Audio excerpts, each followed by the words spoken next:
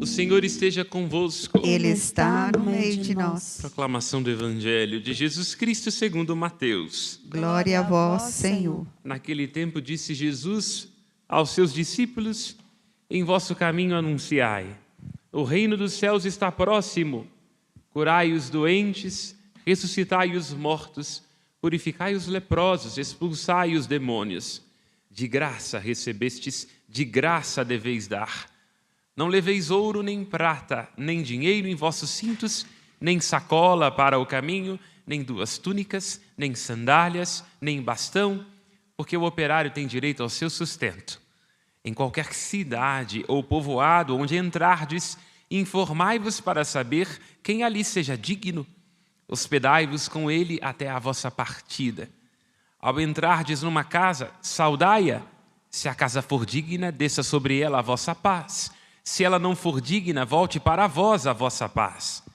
Se alguém não vos receber, nem escutar a vossa palavra, saí daquela casa ou daquela cidade e sacudi a poeira dos vossos pés. Em verdade vos digo, as cidades de Sodoma e Gomorra serão tratadas com menos dureza do que aquela cidade no dia do juízo. Palavra da salvação. Glória a vós, As Senhor. palavras do Santo Evangelho sejam perdoados os nossos pecados. Amém. Continuamos nossa aventura pelo livro das origens, o Gênesis, entendendo nos traços e nos embaraços das histórias das matriarcas e dos patriarcas, o início da história da salvação. É particular esta maneira que Deus tem de fazer dos avessos da existência humana o lugar onde Ele comunica sua vontade, seus desígnios, a sua bondade. Aquilo que nós estamos meditando nesses dias no livro do Gênesis não é outra coisa do que o que se torna um dito muito popular nos nossos lábios, que aliás é doce nos lábios, mas amargo no estômago. Deus escreve certo por linhas tortas. A história de José do Egito, aquele que desce ao fundo do poço, a cisterna, para de ir lá fazer ressurgir o bem-estar de sua família, o seu próprio amadurecimento e, sobretudo, a vontade de Deus, não é outra coisa do que a constatação de que Deus escreve certo por linhas tortas. O Salmo, que ecoou aquilo que meditamos na primeira leitura, é um convite a nós nos lembrarmos. Nos momentos em que temos a impressão de que Deus se esqueceu, somos nós que temos que nos lembrar. Lembrar que não dorme nem cochila aquele que é o guarda de Israel. Lembrar que Ele cuida de nós como a pupila dos olhos. Lembrar que assim como Ele fez José subir do Egito, Israel subir do Egito, Ele pode também nos fazer subir de nossos túmulos, de nossas cisternas, dos poços, das areias movediças em que estamos nos afundando. O Deus de Israel, que escreve certo por linhas tortas, cujos desígnios são desde sempre e para sempre, o Deus que realiza maravilhas. Cantamos nós ad náusea durante a oitava da Páscoa, durante a Páscoa inteira. A pedra que os pedreiros rejeitaram tornou-se a pedra angular. O Senhor Azá no hebraico, o Senhor fez tudo isso, fez da desgraça o lugar da sua salvação. Se nós nos esquecemos, nos momentos em que tivermos a impressão de que Deus se esqueceu, temos que nós nos lembrar das maravilhas do Senhor, porque é Ele quem é o soberano da história. É isso.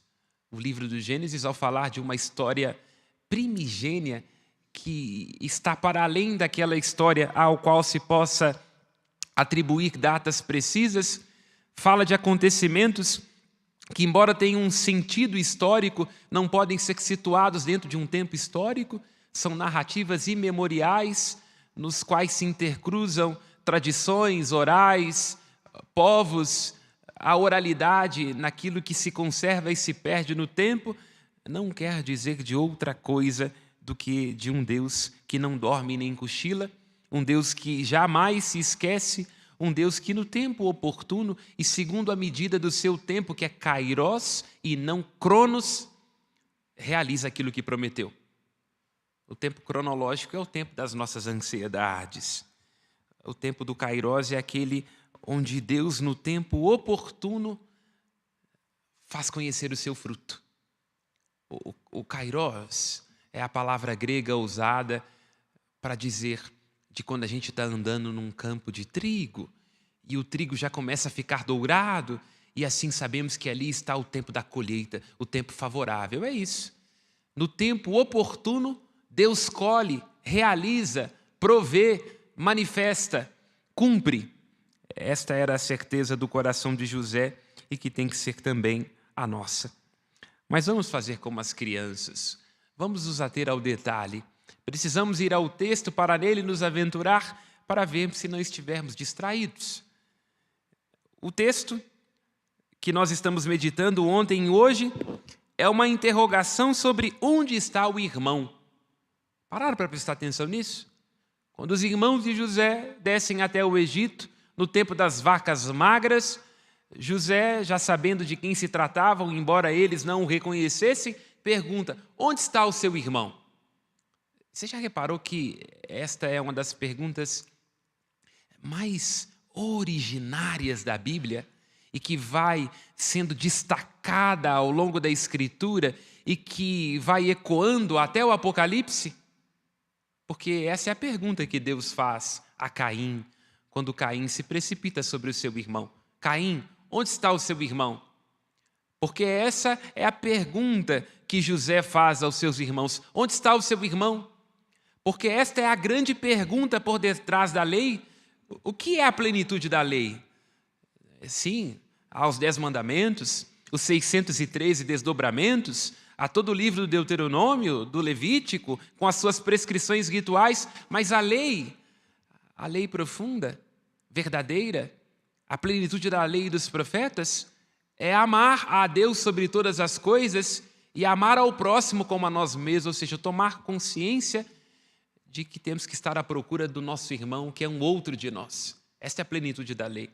Assim como vai estar lá na profecia de Isaías, quando encontrares um nu, cobre-o e não despreza a tua carne, porque ele é osso dos seus ossos, é carne da sua carne, cobre-o. Portanto, perceba, há sempre uma pergunta no Antigo Testamento. E podemos ir também ao Novo Testamento, quando no Evangelho de Lucas se fala da parábola do rico e de Lázaro, o rico sendo iludido pelo vício dos bens, não foi capaz de perceber que Lázaro era um irmão seu, um filho de Abraão como ele mesmo.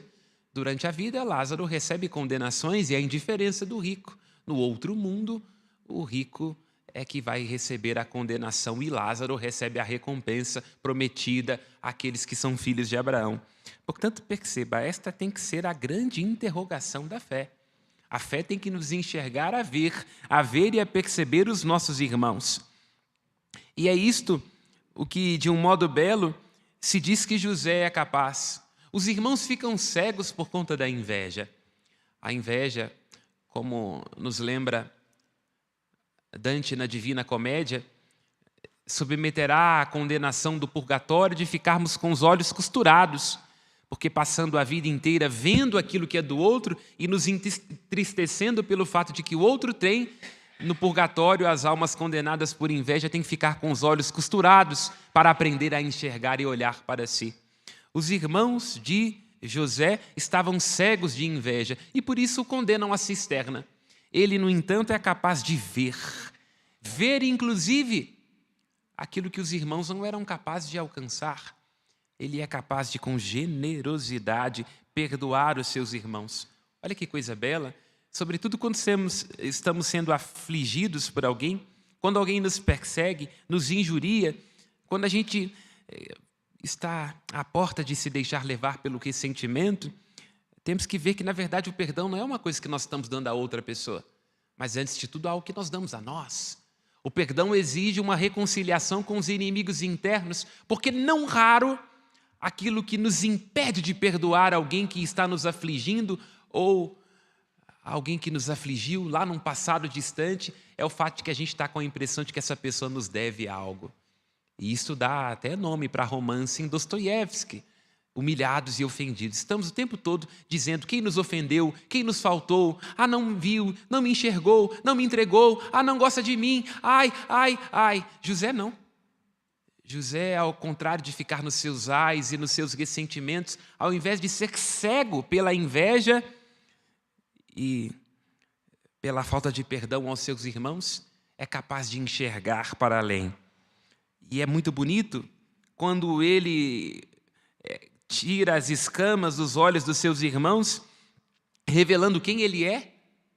Porque é isso, ao tempo todo no texto vai se dizendo, onde está o irmão? Onde está o irmão? Onde está? E ele diz, aqui estou, sou eu. Ele se presentifica, entende? Quando nós nos deixamos levar por ressentimento e por amargura, nós ficamos o tempo todo construindo dentro de nós um lugar de honra para quem nos ofendeu.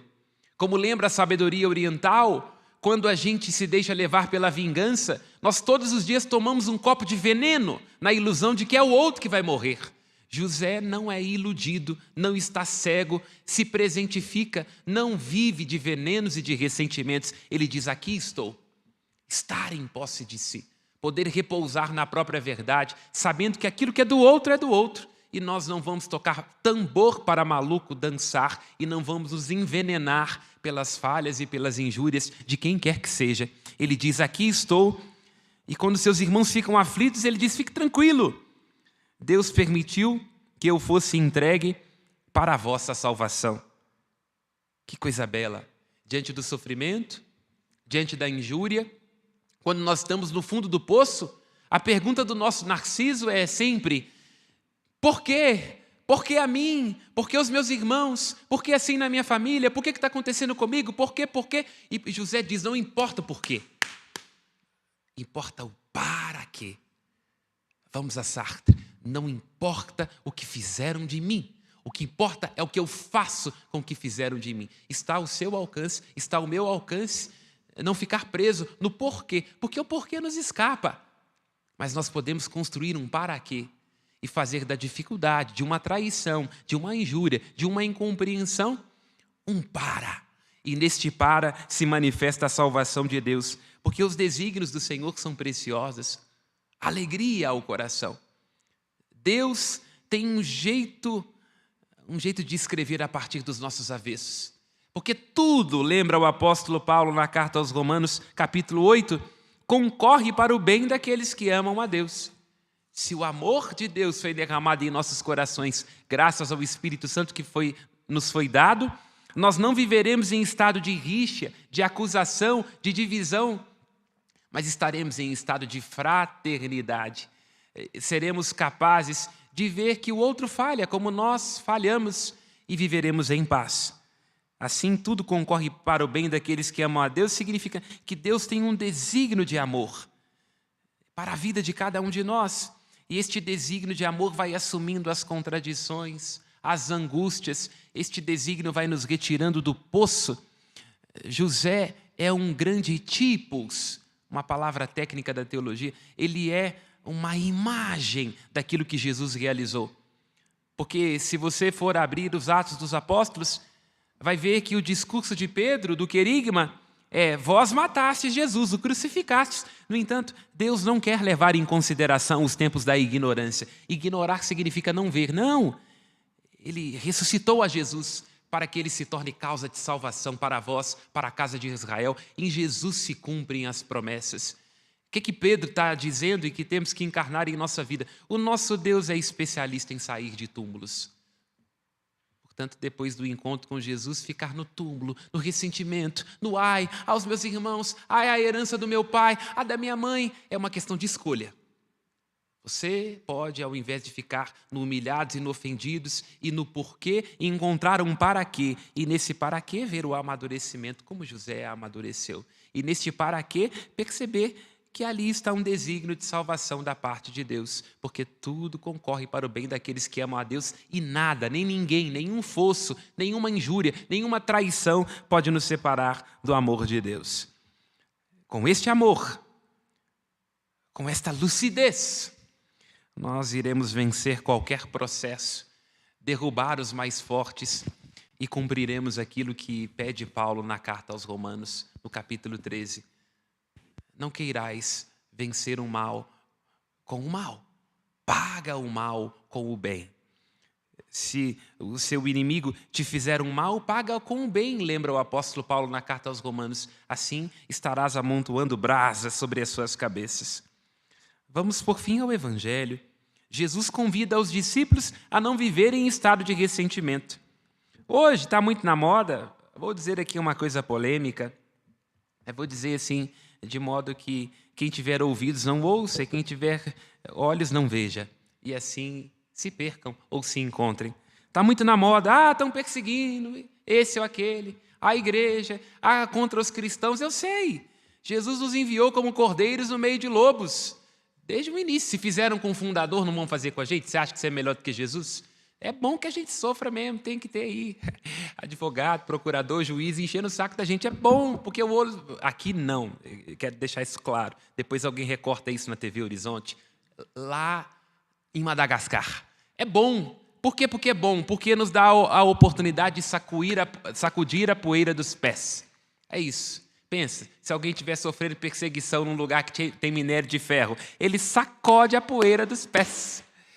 Jesus está ajudando os discípulos, como estou dizendo, a não viver num estado de ressentimento, a não viver em reclamação, a não viver o tempo todo focando na falta, no limite, em quem nos amou, em quem não nos alcançou. É isso, sacode a poeira dos pés. Vai para frente, foca naquilo que é positivo, foca no amadurecimento, foca na proximidade do reino de Deus. É isto, porque se os homens se tornarem distantes de nós, se os homens não nos virem, não nos darem aquilo que nós merecemos, se é que merecemos, o reino está próximo, a bondade de Deus está próxima de cada um de nós. E Jesus diz algo que é muito interessante, ele diz, não leveis bolsa, nem sacola. É lógico que se ele olhasse para os padres de hoje, a gente leva muita coisa, né? Nós costumávamos brincar no seminário que é assim, quando a gente entra no seminário, a gente dá tudo por Jesus. Depois a gente vai pedindo tudo de volta. Os carros, as vestes, etc. Bom, não quero caçar briga com o padre. Já briguei com o juiz e com o promotor. Se eu perder você, que é meu irmão, eu estou ferrado. É uma brincadeira com os padres lá da Europa. Portanto, não leveis. E quero dizer... A bolsa do passado, ela pode nos levar à depressão. Quando a gente fica o tempo todo carregando coisas que aconteceram lá atrás. As faltas, os limites, aquele casamento que não deu certo, aquele irmão que nos passou a perna. Larga essa bolsa, pelo amor de Deus. A bolsa do passado nos leva a ficarmos depressivos e nós vamos para o túmulo, junto com aqueles que nos jogaram no fosso. Tomemos cuidado com o excesso de bolsa no presente, isso nos deixa estressados. O que a gente tem que fazer o tempo todo e o que eu faço, tome consciência daquilo que você é, para além daquilo que você faz. Tenha momentos de instante em que a eternidade pode tocar. Não fique enchendo seu presente de bolsas desnecessárias, você vai ficar estressado. Preencha o seu presente do instante, da contemplação, se devolva a si. E a bolsa do futuro, que é pesada para danar nos tempos de hoje, é a ansiedade. Tome cuidado para não ficar enchendo a sua vida daquilo que vai acontecer, do que pode ser, do que você tem que conquistar lá na frente. Você pode se perder de si. E se a vida ficar pesada demais pelo excesso dessa bolsa do passado, do presente e do futuro, você vai se perder de si, como lembra Jesus. E o que vai poder ser entregue no lugar de quem perde a própria vida? Louvado seja nosso Senhor Jesus Cristo. Aos céus as nossas preces.